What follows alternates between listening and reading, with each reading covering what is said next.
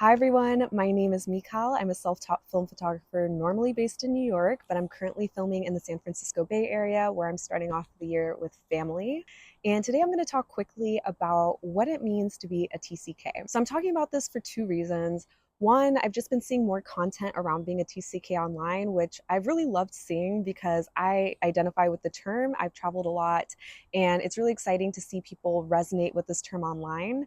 And two, I actually am working on a personal photo project called HABESHA.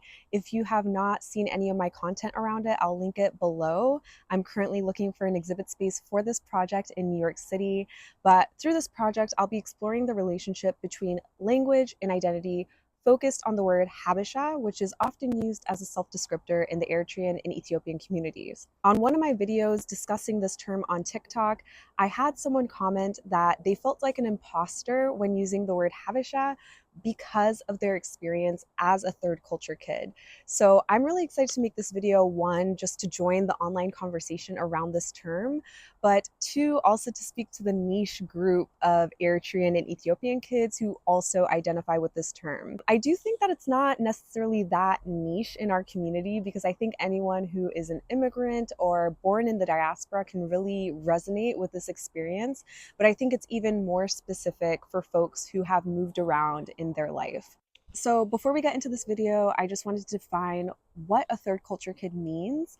A third culture kid is someone who grew up outside of the culture of their parents and or their passport country, and their identity is often a mix of their parents' culture, the culture in which they grew up, and somewhat of a mix of the two. For myself, I grew up in 3 different states in the United States, and I went to 6 different schools before 6th grade. And by the end of high school, I had lived in 6 different countries and had gone to 9 different schools. So I very much resonate with this term. I have moved around my entire life. I think one of the ways that I really maintained my identity as an Eritrean-American is, one, I lived in the United States until I was 12 years old, and everywhere that I moved was a Habesha hotspot. So I've lived in California, in Washington, I've spent time in Texas. I consider Silver Spring, Maryland home. The DC area is home to the largest Ethiopian diaspora, and often where you have Ethiopians, you have Eritreans, and vice versa. So I've always grew up around my culture until the age of 12 when I moved overseas. When I moved overseas, I moved to Asia, Europe, Africa. I lived in Sri Lanka, Germany, Algeria, for example. And in moving to these different countries, I was often dubbed the American. So I really took on the American identity more when I went overseas, which I think is funny because looking at the HABESHA Project and how folks use the word Habesha, we often use it more in the diaspora. So I think it's often when you leave your culture and you're the minority, you're kind of seen as the representative of your country or your culture. While I was traveling and I was learning about other people, other cultures, experiencing other cultures by growing up there, in my head, I always had a very concerted identity as an Eritrean American.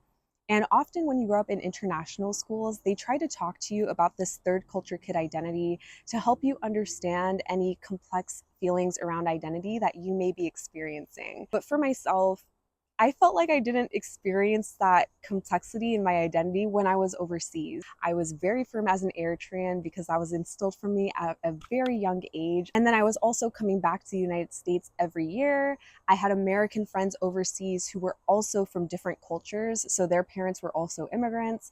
So I kind of felt like I had representation. As an Eritrean in the United States, I already had that experience of feeling like a minority and having to represent a culture that was not very well known. So being an Eritrean American overseas and having people have certain assumptions about what it means to be an American, and for me representing the immigrant American experience and having to explain to folks like, yes, I'm Black, but I'm actually East African. My mom immigrated. I don't have the same lineage as someone who is a descendant of slaves, but we are both racialized as Black. I think that is something that helped me understand the nuances of Blackness from a very young age. Also, growing up in the DMV area, the DC, Maryland, Virginia area, whenever I say DMV, I always have to remind myself that people think Department of Motor Vehicles. It is also an acronym for the DC, Maryland, Virginia tri-state area. But that's an area that has a lot of different Black folks. I grew up around Senegalese, Ivorians, Nigerians, also just other immigrants like Vietnamese, El Salvadorians. There's a significant El Salvadorian population. I felt like growing up in the DC area, I felt very understood by other immigrants and by other Black folks. And it's only really when I got to college that I felt this binary in the Black and white identity, and I had to explain my identity more to people who may not have been exposed as much to East Africans, specifically those from Eritrea and Ethiopia. Coming back to the United States for college is when I really experienced, I think, the most distinct culture shock I've ever experienced in my life. I remember that when I came back to the United States, and specifically I went to school in Washington, D.C., so in my head it felt like I was coming home because I'm familiar with the D.C. area, but it felt really foreign and it was so uncomfortable for me. I think, one, I didn't really realize that living in DC would be significantly different from living in Maryland or Virginia, which is where I had experience living. I came back to America, but it felt like I was learning how to be American. Even something like when I left America, I had been watching TV every single day, right? I was watching like HBO. When you leave, you just have this huge gap of culture. And like there was this gap where, yeah, I could like relate to people up until pop culture in 2009. And then 2009 to 2015, it's kind of this gap where I kind of understood the American culture that was distilled abroad, but I didn't fully understand it. I guess I should back up and say that I also distilled my identity a bit, right? When I came back to the United States, I tried to assimilate as much as possible because I felt very misunderstood. So I learned very quickly just not to tell people about my global upbringing. I was like, yeah, I'm from Silver Spring, Maryland. Then that would get complicated because people would ask me, oh, what school did you go to? I'd have to explain I went to middle school in Maryland and then I went overseas. Where did you go overseas? And it just kind of felt like a shortcut right back to my original story. I decided to study abroad for a full year. I studied abroad in Nairobi, Kenya, and London, England, furthering kind of my global perspective. And I made a lot of friends overseas that I'm still friends with to this day. And then I came back to the United States. I graduated a semester early and I was determined to go overseas again. So, having studied international relations focused on African affairs, I applied to the Princeton and Africa Fellowship, and I started my first full-time job in Eswatini, otherwise known as Swaziland, which is a small country in southern Africa. I want to pause there because when I went to Swaziland, I actually met the Eritrean community there, which was such a pleasant surprise. One of my neighbors in Swaziland was from Uganda, and he looked at me the first time I met him and he said, I know where your community is. And I'm often mistaken as Ethiopian, so I just quickly said, I'm not Ethiopian if that's what you think. And he's like, no, I know you're Eritrean and I know where your people are. And it turned out he knew a Ugandan woman who was married to an Eritrean man. So this family quickly became very, very close with me, and they were just so fundamental to me adapting to Swaziland. I would spend many weekends at their house. They even made me ga'at, which, if anyone follows me on Instagram, knows is one of my favorite Eritrean breakfast meals. I have always kept the Eritrean identity very close to me. I think because, one, Eritrea got independence in 1991. I was born in 1997. So I was born fresh into independence, and I was always being told from a young age stories of the war, stories of what my parents or what my family had to see and experience during the war. Everywhere that I went, I tried to support businesses, I tried to go to restaurants, I tried to meet people. And that goes back to what I was saying as well. In Kenya, I went to, I forget what the Eritrean restaurant's name is, but I'll put it here. It's near Seret Center. So I would go take my friends to the Eritrean restaurant. Even though none of my friends were HABESHA, they would love to come with me and eat injera. So in terms of feeling like an imposter, I really hope that other Eritrean and Ethiopian kids do not feel that way. I just wanted to explain to folks that no matter whether you speak the language or not, whether you feel like you have a strong community or not, no one can take away who you are and where you come from. And it's completely up to you how much you resonate with the culture, how much you decide to learn about the culture and the history. For example, I feel like for myself, I know the history. Even my family will tell me, like, Mikal doesn't know too much culturally. Like, I'll make mistakes where it's like I clearly did not grow up in the community, but they'll always admire how much I know about the history.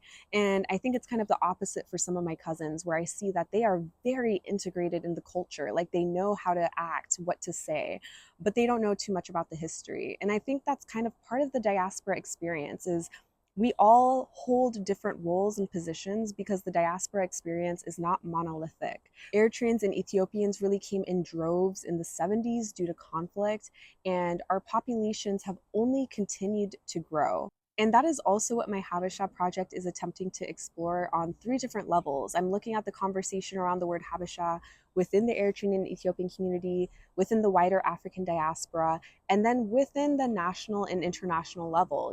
As our communities continue to grow within the United States, what does that mean for how our identity is understood both within our community and within the country that we live in? How do we understand Blackness within our community, and how is that understanding evolving? How is our solidarity with other folks in the African diaspora evolving? So I think that none of these things are static. I don't think identity or culture are static. And I think third culture kids are actually in a pretty unique position to speak to these growing trends and hopefully to shape them in a way where we can foster more empathy and understanding for one another. That doesn't mean we're going to escape jokes around our lack of Tigrinya, around our lack of cultural understanding. And I think that's part of just being outside of the community in a sense. I would say, like, don't take jokes to heart. I think that's also part of African culture. Eritrean and Ethiopian culture is kind of roasting each other. And I know I will always get roasted by my family around my lack of Tigrinya, around, certain cultural things. But I think the important thing is if people see you trying, more often than not, they're going to support you in your learnings. And I think the older that the diaspora populations get, the more our elders understand that we need to be taught our culture if we want to preserve it as well. I really do want to talk more about the third culture kid experience. I think that there are so many different conversations to be had around it. I'm also specifically interested if any Eritreans and Ethiopians resonated with this as well. I know that this experience will really vary depending on where you are. For those of you unfamiliar with the Eritrean population, there are significant Eritrean immigrant communities in the United States, the UK, Germany, Sweden, Saudi Arabia, Australia, also Kenya, Swaziland, South Africa. So we're really everywhere, and I'm sure our experience varies across these locations as well. So I would really love to hear from folks. What is your experience as a third culture kid, or what do you think about what I've just shared in this video? Let me know if you have any questions, and thank you all for watching. Don't forget to like, comment, and subscribe. Let me know what you think, and I'll see y'all next time.